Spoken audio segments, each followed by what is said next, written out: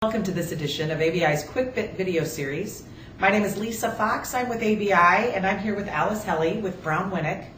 And we're talking about non-qualified deferred comp plans and how they can be used as a retention tool for your best and brightest executives. And the last video, which is available on our website, talked about the advantages of using a non-qualified deferred comp plan. But today we're going to talk about some of the pitfalls and warnings that come along with implementing some of these plans.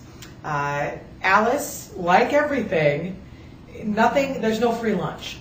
So we really have to be careful when we're building these non-qualified plans. Can you talk about some of the things that we need to be looking out for? Yes, Lisa, thanks. And the biggest pitfall in this area is Section 409A of the Internal Revenue Code, which was added several years ago and is horribly complex. People could spend all day talking about that. I prefer not to do that. But we would too. The bottom line is that you can't allow discretion with regard to timing or form of distribution once the participant is in the plan. There are some very limited exceptions to that rule, but that is the general rule. So even though I talked in our last segment about the flexibility employees and their executives may have in designing these plans, when it comes to how they get paid out, that has to be determined up front.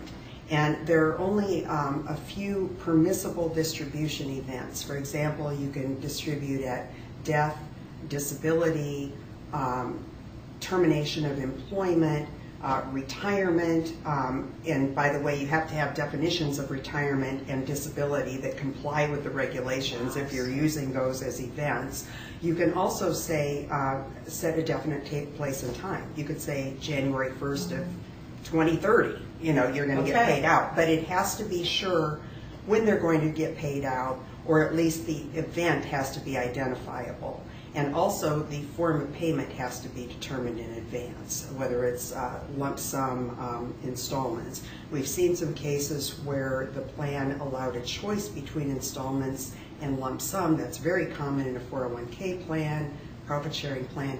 It doesn't work there. It violates 409A, and the consequences are that for the employee, the amounts are immediately taxable from the time there was a violation, which here would probably be right at the beginning. So you could be paying taxes retroactively way back with associated interest, and there's also a 20% penalty. So it's extremely important to watch those. And there isn't an associated penalty on the employer, but obviously the employers don't want their employees facing those types of So there's a warning really on both ends of this. There's a warning to the employer to make sure they've got it set up right to benefit their employee effectively. But if you're an employee that's entering into a non-qualified deferred comp plan, they need to make sure all the ducks are in a row. Right. They want to be talking to their own advisors to make sure that things look correct, because this is such a complex area. It's very difficult to inadvertently have a mistake. And I recall one illustration from the regulations. It's not permissible to say, I will get a distribution, or you will get a distribution when my oldest child begins college. That doesn't work. That's not a permissible event. But you can figure out when you think that person will be in college and set that as a definite date. Okay. So those are the types of subtle distinctions that need to be made in.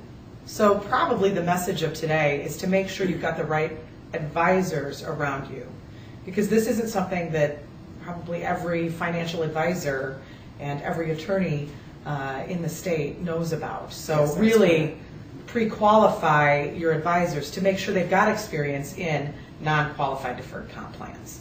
That's right. All right. Thank you very much. Always great information from Alice here at Brown Winnick. And her contact information will be available at the end of this session. So if you'd like to contact her, I'm sure she'd be happy to help out.